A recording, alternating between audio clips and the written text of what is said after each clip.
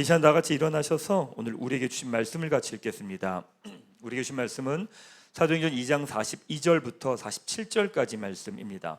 이 말씀 통해서 살아계신 하나님의 음성을 다 함께 들을 수 있길 바랍니다. 42절부터 함께 말씀을 읽도록 하겠습니다. 그들이 사도의 가르침을 받아 서로 교제하고 떡을 떼며 오로지 기도하기를 힘쓰니라.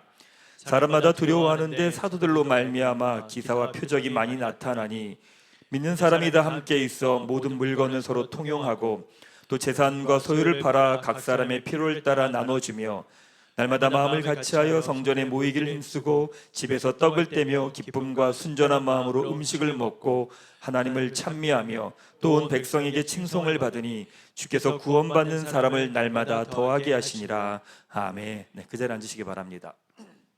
가슴에 손을 대고 제가 하는 기도 따라하겠습니다. 하나님은 나를 사랑하십니다. 나는 그 사랑 안에 있습니다. 나는 하나님의 형상입니다. 나는 하나님의 꿈입니다. 그렇게 살아갈 것입니다. 아멘. 네, 감사합니다. 신앙이 없는 분들은 자신의 삶과 다른 삶을 살아가려고 애를 쓰고 수고하고 많은 노력을 합니다. 사실 다르게 살아갈 방법이 없습니다. 또 신앙이 없는 분들은 많은 분들은 결정적인 순간에 점을 치기도 하고요, 무당을 찾아가기도 합니다. 그러니까 신앙이 없는 분들은 그래서 쓰는 말이 있죠. 운명이라고 하는 말을 쓰기도 합니다. 복음이 우리에게 준 최고의 축복은 무엇이냐면 우리가 지금까지 살아온 삶과는 다르게 살아갈 가능성을 열어주었다는 이야기입니다. 지금까지 내 힘으로 내 능력으로 살았죠. 근데 이제 하나님을 누리며 살아가는 다른 삶의 길을 열어주셨습니다. 지금까지 인생의 모든 짐을 내가 짊어지고 내가 책임지며 살았습니다. 근데 이제 하나님이 책임지시기에 하나님께 맡겨드리고 자유함을 누리며 살아가는 삶이 길이 열렸습니다. 늘 불안함과 두려움으로 지금까지 살았습니다. 근데 이제 하나님이 함께 하시기에 당당함과 여유로 살아갈 수 있는 삶의 길이 열린 거죠. 복음이 열어주고 보여주신 삶을 구체적으로 살아내게 하시는 분이 누구냐? 성령님이십니다. 그래서 우리의 삶은 성령으로 살아가는 삶이죠. 그래서 여러분이 어디에 있든 무엇을 하든지 여러분의 첫 번째 기도 제목은 다른 게 아닙니다. 성령의 충만함입니다. 바로 이것이 여러분들의 기도 제목입니다. 지난 한 달간 성령님이 열어가시는 가능성에 대한 이야기들 여러분과 계속 나누고 있습니다. 첫 번째 뭐냐? 성령님은 우리의 지경을 넓히십니다. 나를 넘어서 나에게 익숙한 예루살렘과 유대를 가게 하시고요, 내가 싫어하시는 사마리아를 가게 하시고요, 내가 갈 수 없다고 하는 땅끝까지 우리를 가게 하십니다. 두 번째, 성령님은 내 안에 묶여있는 아픔과 상처들을 묶여있는 것들을 풀어내십니다. 더 이상 거기에 매어있지 않고 그 자리에서 한 걸음 나아가 자유함으로 살아갈 수 있게 하십니다. 세 번째, 성령님은 우리의 언어를 바꾸십니다. 부정적이고 냉소적이고 비판적인 사람이 희망을 말하고 가능성을 말하고 축복하는 말을 하게 되죠. 네 번째, 성령님은 내가 지금까지 살아온 나의 삶을 다르게 보게 하십니다. 그래서 다른 삶을 향한 갈망함과 소망함을 주시죠. 우리 교회 가족 모두가 성령께서 주시는 이 가능성을 누리게 되기를 주님의 이름으로 축원합니다. 자, 오늘 사도행전 5번째 시간으로 성령님이 새로운 공동체를 만드신다라고 하는 제목 가지고 말씀 같이 나누도록 하겠습니다. 예수님의 십자가, 부활, 승천, 그리고 약속하신 성령님이 오시면서 지금까지 살아왔던 제자들의 삶이 달라졌습니다. 성령으로 충만할 때 나타나는 삶의 모습이 뭐냐? 담대함입니다. 왜 담대해질까? 문제가 문제로 보이지 않기 때문입니다. 그러기에 언어가 바뀌는 거죠. 성령님이 임하시고 그 무식한 베드로가 예수님을 증언합니다. 그 말을 하면서 함께하는 사람들이 이 말씀이 사실임을 확증하고요, 서로 권하면서 함께 믿음의 길을 걸어가자고 이야기합니다. 그래서 함께 세례를 받은 사람이 3,000명이 되었다고 이야기하죠. 그럼 여러분, 그렇게 무식한 베드로가 그럼 갑자기 성령을 받아서 갑자기 똑똑한 사람이 된 겁니까? 아닙니다. 예수님께서 부활하시고 40일간 이 땅에서 하나님 나라의 일을 가르치셨습니다. 알려주셨던 거죠. 베드로가 알고 있었다는 이야기입니다. 알고 있는데 그것들을 내가 내 입으로 선포할 힘이 없는 거예요. 알아요. 아는데 살아낼 힘이 없는 거죠. 근데 성령이 임하시면서 그로 하여금 성령이 충만할 때 그가 담대하게 예수님을 선포하고 가르칩니다. 여러분, 돌아보면 우리가 왜 무너질까요? 주변 상황과 환경 때문에 무너집니까? 결코 그렇지 않습니다. 내 마음이 무너지기 때문입니다. 남들이 다 괜찮다고 말해도요, 내가 아니면 아닙니다. 남들이 아니라고 말해도 내가 괜찮으면 괜찮은 겁니다. 결국 마음입니다. 그 마음이 성령님으로 충만하면 우리는 담대하게 되어 있는 거죠. 불안함과 두려움 가운데 계신 분들 계십니까? 성령의 충만함을 구하시기 바랍니다. 하나님께서 여러분에게 성령의 충만함을 허락해 주실 것입니다. 성령의 충만함을 받고 베드로와 제자들이 예수님을 선포할 때 그 사람들 가운데 어떤 변화가 일어났느냐? 그게 42절입니다. 같이 한번 말씀을 읽겠습니다. 시작. 그날의 사도의 가르침을 받아 서로 교제하고 떡을 떼며 오로지 기도하기를 힘쓰니라. 베드로와 제자들의 선포를 통해서 복음의 선포를 듣고 회개하고 세례받은 그들이 함께 모여 밥을 먹고 함께 기도하게 됩니다. 함께 복음을 경험하고 믿음의 걸음을 걸어가는 사람들과 함께 있는 게 얼마나 좋은지 모릅니다. 저는 교회를 이전하고 난 다음에 좋은 점이 있는데, 그게 뭐냐면 주중이나 주말에 교회에 아이들이 뛰어다니는 게 너무 좋은 거예요. 주말에도 보면요, 아이들이 막 뛰어다니면서 되게 시끄러워요. 애들이 막 난리치면서 돌아다녀요. 근데 그걸 보고 있으면 사실 그게 되게 좋습니다. 특별히 아빠나 엄마가 양육을 받고 있으면 아이들이 막 혼자 돌아다녀요. 그리고 같은 아이들끼리 모여가지고 놀아요. 그럼 형이나 누나들이 그 동생들을 챙기면서 같이 놀아줍니다. 그리고 밥 때가 되면요, 주변에 있는 성도님들이 그 아이들 다 챙기면서 밥을 같이 먹여요. 사실 그게 교회고 공동체입니다. 자녀가 있는 가정들은요, 집에만 두지 마세요. 학원에만 보내지 마세요. 그냥 교회 데리고 오세요. 주중에는 어려우니까 주말에 그냥 교회 데리고 오셔서 그냥 이렇게 풀어놓으세요. 풀어놓으면 알아서 놀아요. 같이 다 시간을 보내면서 함께 해요. 그럼 알아서 먹고, 알아서 밥을 챙겨 먹고 시간을 보냅니다. 형 누나들과 함께 하면서 윗사람들 대하는 법을 배워요. 그리고 집사람들을 대하면서 어른들을 대하는 법을 배워요. 문제가 생기고 어려움이 생기면 그것들을 풀어가는 방법들을 배우는 거죠. 누군가에게 도움을 받으면서 사랑받는 법을 배우는 거고요, 누군가에게 도움을 주면서 사랑하는 법을 배우는 거예요. 이런 공동체가 어디 있어요? 이런 공동체는 교회밖에 없습니다. 여러분, 여러분의 자녀를 여러분의 품에 품고 키우려고 하지 마세요. 공동체와 함께 키우세요. 그게 지금 이 시대에 더욱 필요해요. 예수님을 믿으면서 살아가는 삶이 시작되면 믿는 사람들하고 함께 지내는 게 되게 행복합니다. 근데 사실 그 이유는 교회 다니지 않는 사람들하고 함께 하는 게 불편해지기 때문입니다. 지금까지는 되게 재밌었어요. 익숙했던 거예요. 근데 예수님을 믿으면서 한 걸음 한 걸음 신앙이 성장하다 보니까 내가 지금까지 해왔던 게 불편해져요. 예전에 내가 즐겁게 놀던 사람들이 이제 약간 어색해져요. 그러니까 만나고 싶지 않게 되는, 불편해지는 거죠. 그래서 자연스럽게 나타나는 게 뭐냐? 믿는 사람들끼리 모여서 시간을 보내고 같이 교제하고 밥을 먹고 모임을 갖습니다. 너무 좋죠. 근데 그 모임이 건강하게 간다라고 하는 방향이 무엇이냐면 그 모임 가운데 기도가 있냐는 거예요. 결국 믿는 사람들의 모임의 본질은 어디로 가냐면 기도로 향합니다.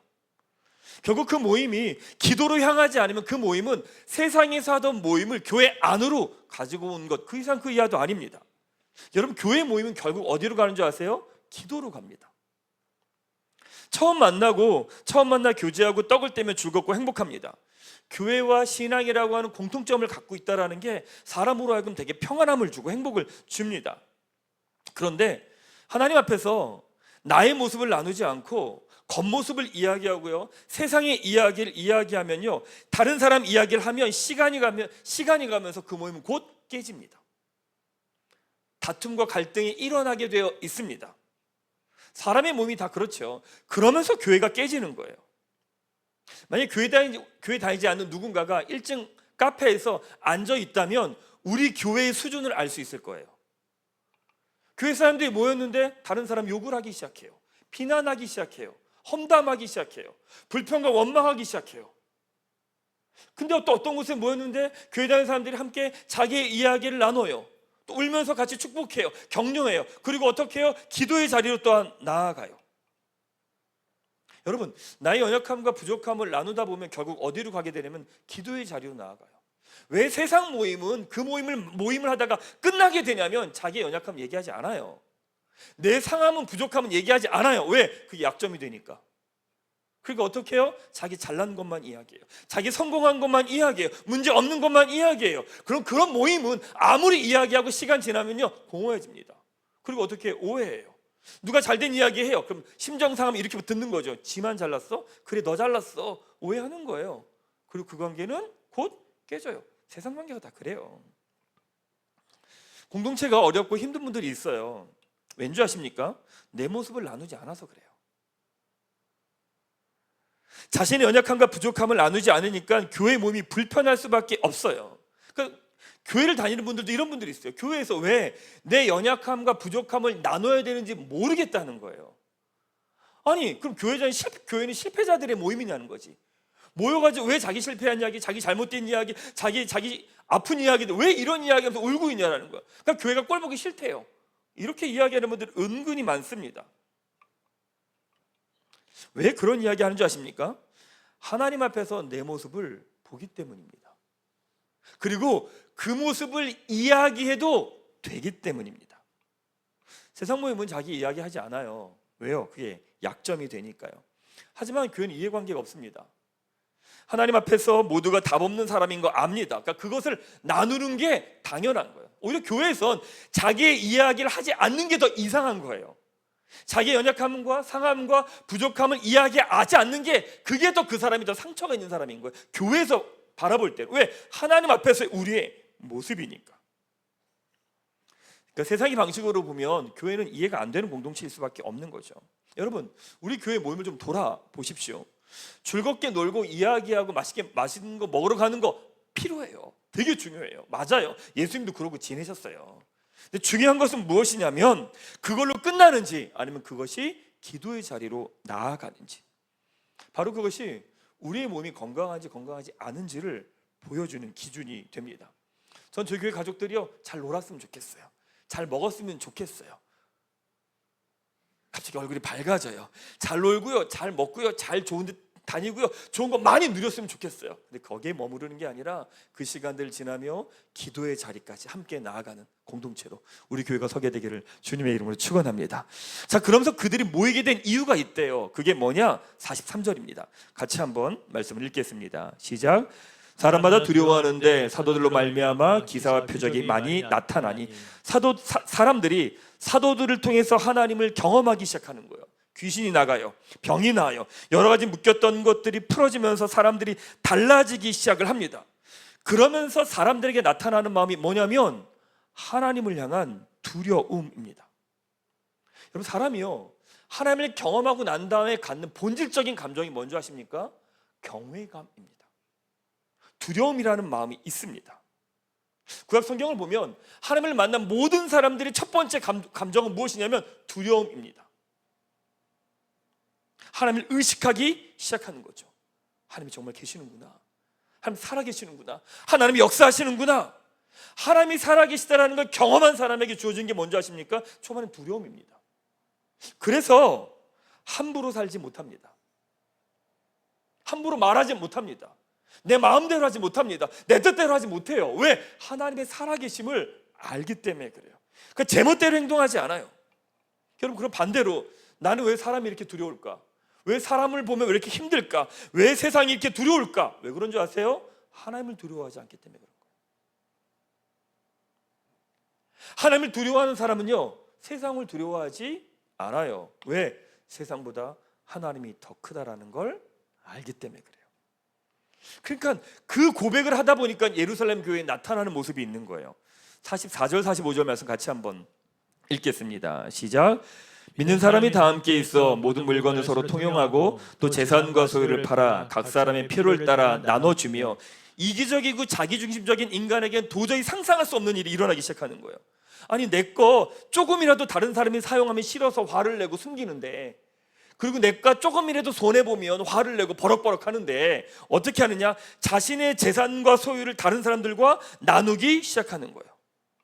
아니, 내 것을 손해보지 않으려고 더 지키려고 심지어 가족들까지 외면하는 사람들이 자기의 재산과 자기의 소유를 팔아 다른 사람의 필요를 나눠줘요. 아니, 이게 어떻게 가능하냐라는 거예요. 아니, 어떻게 이게 말이 되냐라는 거예요. 아니, 어떻게 이럴 수 있냐라는 거예요. 여러분, 이게 하나님 나라입니다. 이게 하나님 나라의 모습입니다. 그래서 교회 공동체는 여러분 노라는 말이 없어요. 교회 공동체에서, 우리 공동체에서 같이 진행될 땐 노라는 말은 사실은 없어요. 각자의 생각과 마음이 다 달라요. 다 다른데 함께 가능성을 찾아가는 곳, 그게 교회입니다. 지금 우리 이 공간을 학교가 사용하고 교회가 사용하고 그다음에 카페가 같이 사용을 해요. 그러면요 불편함이 있어요. 어려움이 있어요. 번거로움이 있어요. 근데 함께 답을 찾아가는 거예요. 학교가 물론 교회나 카페 이런 제한일 수 있겠죠. 이렇게 사용하려고 하는데 어떤 제한을 해요. 그러면 학교나 카페 입장에서 불편할 수 있겠죠. 당연히 함께 하다 보니까. 근데 거기서 노라고 말하지 않는 거예요. 그래요? 오케이, 답을 한번 찾아봅시다. 불편한 가운데서도 함께 풀어갈 수 있는 가능성을 함께 찾아가는 거예요. 카페에서 무슨 얘기할 수 있죠. 그럼 학교와 교회 상황이 다르잖아요. 그럼 맞지 않을 수 있잖아요. 근데 그게 노라고 말하는 게 아니에요. 그래요? 한번 찾아봐 봅시다. 그리고 어떻게 해요? 함께 가능성을 찾아가는 거예요. 그게 교회 공동체예요. 근데 그게 어떻게 이런 모습이 가능할까? 아니 어떻게 내 것을 내어주는 게 가능하고 내가 손해보는 게 가능할까? 어떻게 그게 가능할까? 성령으로 충만하기 때문에 그런 거예요. 성령으로 충만해져서 담대해진 거예요. 내 것이 없어져도 괜찮은 거예요. 내가 손해봐도 괜찮은 거예요. 왜? 죽지 않는다는 걸 알기 시작한 거예요. 하나님이 나의 인생을 더 풍성하게 채워준다는 걸 경험하고 알고 믿기 시작하거든요. 그러니까 어떻게 해요? 내 걸 흘려보내기 시작하는 거예요. 그게 문제되지 않는 거죠. 사랑하는 여러분 어떠세요? 나의 것이 다른 이들에게 흘러감이 여러분에게 있으십니까? 언제나 내 것 챙겨놓고 남는 거 다른 사람에게 흘려보내십니까? 나에게 필요하지만 다른 누군가에게 필요하다면 내 걸 흘려보내십니까? 내가 누릴 수 있고 당연한 건데 잠시 내려놓고 다른 사람을 위해서 내어놓을 수 있는 나눔이 있으십니까? 우리 꿈꾸는 공동체가 성령의 충만함으로 물질이 흘러가고 마음이 흘러가고 기도가 흘러가는 공동체가 되기를 주님의 이름으로 축원합니다. 성령이 충만할 때 흘러가기 시작하는 거예요. 그래서 그들이 어떻게 했느냐? 46절 47절입니다. 같이 한번 읽겠습니다. 시작. 날마다 마음을 같이하여 성전에 모이기를 힘쓰고 집에서 떡을 떼며 기쁨과 순전한 마음으로 음식을 먹고 하나님을 찬미하며. 제가요 오늘 말씀을 읽다가 엄청 놀랐어요. 이 말씀을 읽다가 그들이 마음을 같이해서 성전에 모이기를 힘썼대요. 그들이 함께 성전에 모이기를 힘썼대요. 그래서 교회가 전부라고 말하던가요? 그들이 교회에 모이기를 힘썼어요. 그럼 일상에서 자기가 하는 일을 다 때려치고 다 교회에 모였다고 말을 합니까? 아니요. 성경은 이렇게 말해요. 교회에 모이기를 힘쓰고 그 다음에 뭐라고 말하느냐? 집에서 떡을 떼며 기쁨과 순전한 마음으로 음식을 먹고 하나님을 찬미하며. 교회에서 모이기를 힘썼어요. 그리고 떡을 떼며 기쁨과 순전한 마음으로 음식을 먹고 하나님을 찬미했어요. 어디에서? 집에서. 교회에서 모이기를 힘써요. 하나님을 예배해요. 훈련받아요. 그 다음에 그걸 살아내는 게 어디냐? 내가 살아내는 현장이라는 거예요. 집에서 떡을 떼며 함께 교제하며 그리고 하나님을 예배하며 하나님을 찬미하며 삶을 살아갔다는 거죠. 교회에서 모이기를 힘씁니다. 근데 이 모이기를 힘쓴 게 결국은 어디서 드러나느냐? 내가 살아가는 삶의 현장에서 드러나는 거예요. 그러니까 어떤 일이 일어나느냐? 47절 후반부에 같이 한번 읽겠습니다. 시작. 또 온 백성에게 칭송을 받으니 주께서 구원받는 사람을 날마다 더하게 하시니라. 초대교회는요 모이기를 힘썼어요. 근데 그것을 삶으로 살아낸 건 어디냐? 가정과 직장과 학교와 삶의 현장이었다는 거예요. 그러니까 온 백성들이 그리스도인들을 칭찬한 거예요. 교회에만 자기들끼리 모여 있었던 게 아니라 그들의 삶의 현장에서 살아냄이 있었기 때문에 주변에 있는 사람들이 와 그리스도인들 멋지다, 매력있다, 멋지다 라고 칭송하며 박수쳤다는 이야기를 하는 거예요. 사이토 다카시가 쓴 인류의 조건이라는 책에 보면 이런 이야기가 있습니다. 학교에서 가르쳐야 되는 것은 살아가는 힘이다. 무언가에 숙달되기까지 그 과정의 원리를 보편적인 형태로 파악할 수 있도록 도와주는 것이다 라고 말합니다. 쉽게 말하면 학교에서 배우는 건 단순한 지식이 아니라는 거예요. 지식이 아니라 숙달에 이르는 보편적 원리를 배운다라고 이야기를 해요. 그러니까 학교에서 몇 점을 맞았느냐가 중요한 게 아니라 학교 생활을 통해서 삶의 보편적인 원리를 배우는 거래요. 그러니까 학교 생활은 그 아이가 몇 점을 맞았느냐가 중요한 게 아니라 학교 생활은 이 아이가 밖에서 어떻게 살아가는지를 삶을 배우는 게 학교라는 거예요. 교회도 다르지 않습니다. 여러분, 교회에서 배우는 건 단순하게 교회 생활을 어떻게 하는 걸 배우는 게 아니에요. 복음을 통해 주어진 다르게 살아가는 삶의 보편적인 원리를 배우는 거예요, 교회에서. 그리고 내가 살아가는 삶의 현장에 앞서 미리 교회에서 살아내는 훈련을 하는 거예요. 그래서 여러분, 교회에서 살아내지 못하면 삶의 현장에서 살아내지 못해요. 우리 교회 신앙생활 가이드가 있습니다. 8가지 있죠. 한번 보여주시겠어요? 예배, 기도, 성경 읽기, 헌금, 봉사, 공동체, 선교, 양육입니다. 이건 우리 삶의 영역의 주인이 어디인지를 보여주는 구체적인 영역입니다. 예배요, 시간입니다. 기도, 일입니다. 말씀 묵상, 생각입니다. 헌금, 물질입니다. 봉사, 능력입니다. 공동체, 관계입니다. 선교, 비전입니다. 양육, 지식입니다. 이거의 주인이 하나님이심을 우리는 몸으로 훈련을 어디서 하는 거냐? 교회에서 하는 겁니다. 이 8가지 영역 중에 여러분들이 안 되는 영역이 있을 거예요. 그건 여러분의 삶의 자리에서도 안 될 거예요. 왜? 그게 진짜 나거든요. 오늘 말씀대로 보면 그리스도인들이 세상에서 손가락질 받는다는 이야기는 무슨 말이 되는 거냐면 교회에서 제대로 살아내지 않았다는 이야기가 되는 거예요. 교회에서도 사회생활을 했다는 얘기인 거예요. 교회에서 하나님 앞에서의 삶을 살아가는 게 아니라 다른 사람들이 어떻게 보는지 단순히 평가와 시선을 보며 살아갔다는 이야기하는 거죠. 교회에서 다르게 살아가는, 다르게 말하면 예수님 중심으로 살아가는 삶을 훈련하지 않은 거예요. 구체적인 예를 들어볼까요? 예배는 시간의 주인이 하나님이심을 훈련하는 겁니다. 그렇죠? 그래서 저희 교회에서는 이렇게 말씀드려요. 정해진 시간에 정해진 장소에서 예배 드리십시오 라고 말합니다. 그런데 이런 분이 있어요. 예배 드리는 게 불규칙해요. 계속 늦게 와요. 내 마음에 들면 일부 하고 늦잠 자면 일부 하고 힘들면 안 와요. 예, 그렇게 막 불규칙적이에요. 왜 그래요? 나중심적이기 때문에 그래요. 이런 분들은 아무리 예배를 드린다고 해서 신앙이 성장하지 않아요. 왜? 다 나중심적이니까. 이런 분들은 아마 예배뿐만이 아니라 다른 삶에서도 늦을 거예요. 왜? 그런 존재니까. 여러분, 교회는 어떤 이해관계도 없어요. 그래서 여러분들이 예를 들어서 예배 시간이 늦어요. 그런다고 해서 교회가 어떤 처벌을 줄 수가 없어요. 그냥 하나님이 벼락을 한번 내려주면 고마울 것 같은데 하나님이 안 그러시는 거예요. 그냥 내버려 두시는 거죠. 교회 늦어도 뭐라고 하지 않아요. 왜? 교회는 이해관계로 만들어진 곳이 아니니까. 하지만 세상은 다르죠. 세상에서 늦으면 그 사람을 믿지 않아요. 믿음을 안 준다는 얘기 뭔지 아십니까? 기회를 안 준다는 거예요. 왜 나에게 기회를 안 주냐? 왜 내가 이렇게 열심히 하는데 기회를 안 주냐? 이유는 간단합니다. 늦기 때문입니다.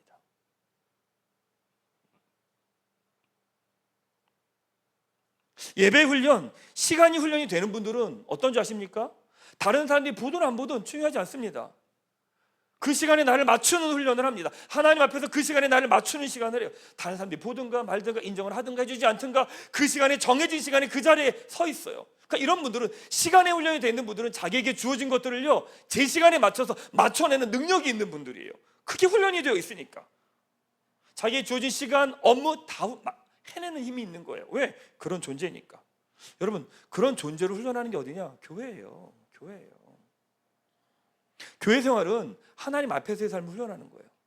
목회자가 보든지 말든지, 다른 사람이 어떻게 말하든지 안 하든지, 그게 중요한 게 아니라 하나님 앞에서의 삶을 훈련해요. 그래서 교회 생활을 통해서 사람은 변할 수밖에 없어요. 달라질 수밖에 없어요. 꿈꾸는 교회 10년의 시간이 여러분 바로 그것을 위한 치열함의 시간이었어요. 사람들에게 보이는 신앙 되지 않게 하려고 하는 노력이었어요. 내가 이만큼 수고해요. 이만큼 수고했으니까 당신 이만큼의 직책을 받으면 돼요. 당신 이만큼 헌신했으니까 이만큼 박수 받으면 돼요. 사람들에게 보이는 신앙이 되지 않게 하려고 사실 10년간 몸부림친 게 꿈꾸는 교회입니다. 이 시간 동안 사람들이 이 자리에 와서 사람들의 시선과 관계없이 하나님 앞에서 믿음의 응답을 하게 하려고 그 장을 만드는 시간이 10년의 시간이었어요. 여러분들에게 어떤 강요를 하든가요? 협박을 하든가요? 이렇게 하면 벌 받는다고 겁을 주든가요? 아니요. 사람의 변화는 하나님 앞에서의 삶을 살아갈 때 그때 비로소 그런 변화가 일어나요. 여러분, 이건 목회자가 아무리 이런 교회를 세워가겠다고 노력을 해도 여러분들이 함께 믿음으로 응답하지 않으면 그런 일들이 일어나지 않아요. 그럼 이런 교회도 사라지는 거예요. 왜요? 교회는 목회자가 세워가는 게 아니에요. 성도들이 세워가는 거거든요. 복음을 통해서 세워진 성령님의 가능성이 뭔지 아십니까? 교회 공동체입니다. 전 저희 교회 가족들이 교회에 대해서 잘 이해하셨으면 좋겠어요. 그러니까 여러분들이 바라보는 세상적인 관점에서 바라보는 교회가 아니라 성경에서 교회를 도대체 뭐라고 말하는지를 잘 이해하셨으면 좋겠어요. 복음 나눔하다 보면 이런 얘기해요. 교회에 대한 얘기, 교회가 뭐냐? 그럼 이렇게 말해요. 또 다른 사회 이렇게 이야기해요. 근데 그 얘기 들으면 너무 미안한 거예요. 교회가 그런 모습으로 보인다는 게. 근데 그분 역시도 교회가 뭔지 모르는 거예요. 여러분, 교회와 교회 밖 기관의 가장 큰 차이가 뭡니까? 교회와 교회 바깥의 가정, 학교, 직장, 회사, 공동체, 다른 조직들의 가장 큰 차이가 뭘까요? 기초의 차이입니다. 기초의 차이예요. 세상은 이해관계를 모였습니다. 교회는 복음을 기초로 모였습니다. 그래서 세상은 이해관계로 모였기 때문에 나한테 이익이 되면 갖습니다. 손해가 되면 버립니다. 누구 중심이에요? 나 중심이에요. 그냥 나 중심이에요. 그러니까 내가 하고 싶으면 하는 거고 하기 싫으면 안 해요. 나한테 이득이 되면 아무리 힘들어도 있는 거고요. 손해가 되면 아무리 좋아도 안 해요. 그게 나 중심이에요. 교회는 복음일 기초예요. 복음 기초니까 누구 중심이에요? 예수님 중심이에요. 교회는 예수님 중심이에요. 그래서 교회는 불편한 거예요. 그래서 교회는 불편한 거예요. 왜? 내 중심이 아니니까. 신앙이 없을 땐 멀리서 있어요. 멀리서 있으니까 중심이 안 보여요. 그러니까 그냥 자기가 중심인 거예요. 교회 생활하면서도 멀리 있으면 그냥 내 뜻대로요. 내가 하고 싶은 말 하고 하기 싫으면 안 해요. 자기 중심인 거죠. 근데 교회에 조금 더 가까이 들어가면 들어갈수록 힘든 거예요. 그러니까 어떤 분들이 그래요. 목사님, 저는 교회 가까이 들어가고 싶지 않습니다. 왜요? 상처받으니까요. 맞아요. 왜 상처받은 줄 아세요? 교회를 가까이 들어가면 들어갈수록요, 내 뜻대로 되는 게 하나도 없거든요. 내 마음대로 되는 게 하나도 없거든요. 그러면 교회에서 교회가 제일 불편한 사람이 누굴 것 같으세요? 교회가 제일 불편한 사람이 누굴 것 같으세요? 저예요. 세상 교회 불편해요. 세상 교회 불편해요. 왜? 너무 잘 알거든요. 너무 잘하니까 교회 깊이 들어가면 알수록 본 게 뭐냐면 교회가 세상 불편한 거예요. 저는 교회 가기 싫어 뭐 이런 분위기인데 교회가 세상 불편한 거예요. 왜냐하면 내 중심이 아니거든요. 내 뜻대로 안 돼요. 그래서 여러분, 내가 불편하게 느끼는 게 뭔지 아십니까? 내 한계입니다. 그리고 그 불편함을 넘어가도록 훈련하는 게 바로 교회예요. 교회에서 여러분의 자녀들이 교회에서 막 지내다 보면 여러 가지 불편한 것들이 있어요. 그러면 그 불편한 걸 여러분이 해결하려고 하지 마세요. 밖에서는 문제가 생기면 아주 이상한 사람들이 많으니까 부모가 개입을 해야 되긴 하는 것 같아요. 근데 교회 공동체에선 자녀들이 어떤 힘들고 불편한 일 있고 다툼이 있고 그러면 부모가 개입하지 마세요. 왜요? 교회 사람들은 그래도 악의가 있지는 않아요. 서로 다 알아요. 서로 잘해주고 싶은 마음이 다 있어요. 그런 갈등이 덜해요. 그러게 아이들이 일어난 일을 부모가 개입해서 풀려고 하지 마세요. 자녀가 교회를 다니면서 불편한 일이 있으면 그 불편한 일을 풀어가는 것을 배워가는 것이 교회예요. 여기서 배우지 않으면 세상에선 배울 데가 없어요. 그러니까 왜 교회에서 계속 회피하면 결국엔 밖에서도 회피하게 되어 있어요. 교회는 삶의 본질을 배우는 곳이에요. 삶의 핵심 태도를 배우는 것이에요. 세상에 어디 가서 불편함이 있으면 그 불편함을 누가 가르쳐 주든가요? 어떻게 풀라고 이야기해 주든가요? 세상은 그렇지 않아요. 그냥 빼버리지. 불편하면 어떻게 해요? 피하고 도망가 버려요. 자녀들 가운데서 있다가 드림스타에서 있다가 여러 가지 일들이 생겨요. 그러면 아이들이 풀어갈 수 있게 두세요. 그것들을 배우고 훈련하는 곳이 교회예요. 성령님께서 예수님이 십자가 부활을 통해 이 땅에 기초하는 전혀 다른 교회라고 하는 새로운 공동체를 만들었어요. 우리는 교회가 되게 익숙해요. 여기서 살았으니까. 근데 여러분 생각해 보세요. 교회가 이 땅에 없었다면 이 세상은 어땠을 것 같습니까? 모두가 이해 중심고 자기 중심적인 이 세상에서 불평등은 당연한 거예요. 차별도 당연한 거예요. 능력 있는 사람이 대접받는 거고요. 없으면 버림받아야 되는 거예요. 강자가 약자를 착취해도 문제되지 않아요. 당연한 거예요. 진실보다 힘 있는 사람의 거짓이 더 강한 거예요. 그래도 당연한 거예요. 그러다 내가 하고 싶은 것만 해요. 누구도 틀렸다고 이야기하지 않을 거예요. 또 누구도 그것이 잘못됐다는 걸 모를 거예요. 왜? 그것이 당연하니까. 역사 속에서 모든 사람들이 당연하고 다 그렇게 살아가는데 그것이 아니라고, 그것이 틀렸다고, 그것이 잘못됐다고 말한 건 언제나 기독교인이었습니다. 그리고 언제나 교회였습니다. 왜요? 하나님의 창조의 원리와 디자인을 알기 때문에 그래요. 사랑하는 여러분, 교회를 소중히 여기십시오. 우리 교회를 소중히 여기시고 이 땅의 교회를 위해 기도하십시오.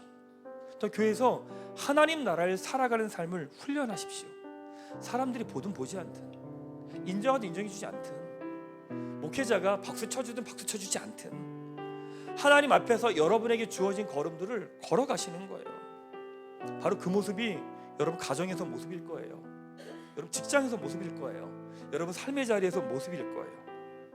저희 우리 꿈꾸는 교회 공동체가 오늘 본문에 기록된 공동체의 모습으로 한 걸음 한 걸음씩 나아가는 꿈꾸는 교회가 되기를 주님의 이름으로 축원합니다.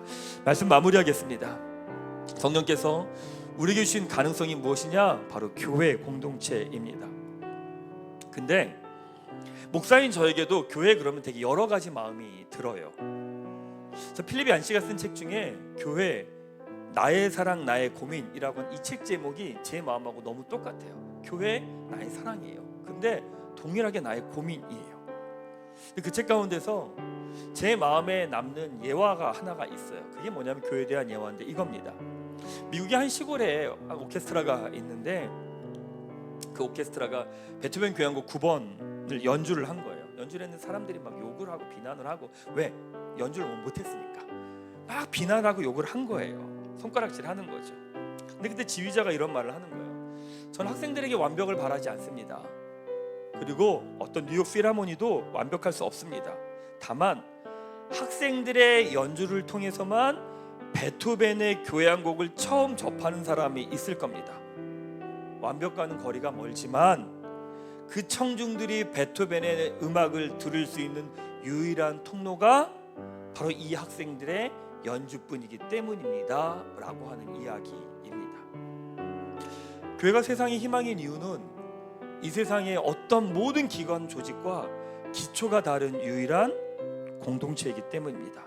그게 성령님이 주신 새로운 가능성이었습니다.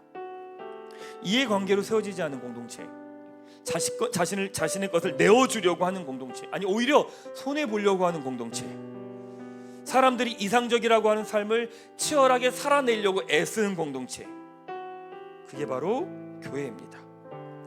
지금의 교회가 문제가 많죠. 목회자들도 많이 부족합니다. 교회 장로, 권사, 교회를 열심히 다니는 중직자들이 연약하고 부족한 건 맞습니다. 그럼에도 불구하고 교회를 포기할 수 없는 이유는 세상과 다른 기초로 세워진 유일한 공동체가 교회이기 때문입니다. 사랑하는 여러분, 이 땅의 교회를 사랑해 주십시오. 우리 교회를 소중히 여겨 주십시오. 우리 이 땅의 교회를 위해 기도해 주십시오. 그리고 교회에서 다르게 살아가는 삶을 치열하게 훈련하십시오. 그럴 때 여러분의 가정이 살아날 겁니다. 여러분의 직장이 살아날 겁니다. 여러분의 인생이 살아날 겁니다. 삶의 자리가 살아날 겁니다. 이 땅의 교회를 통해서, 우리 교회를 통해서, 또 여러분을 통해서 이 땅에 하나님의 나라가 드러나고 보여주는 통로가 되기를 주님의 이름으로 축원합니다. 이렇게 찬양하며 주님 앞에 나아가십시다. 교회는 성령께서 이 땅 가운데 주신 새로운 가능성입니다. 이 땅 그 어디에서도 존재해보지 않았던 공동체가 바로 교회입니다. 우리 함께 이 교회를 바라보며 믿음의 고백을 하며 나아가죠. 이곳에 임하신 하나님의 나라, 가난한 마음으로 바라보리라. 먼저 그 나라와 그 뜻을 구하며 나의 삶을 드리며 주님이 맡기신 하나님의 나라 믿음의 눈으로 바라보리라. 이 시간 교회를 바라보며 우리와 함께 이 고백을 하며 나아가도록 하겠습니다.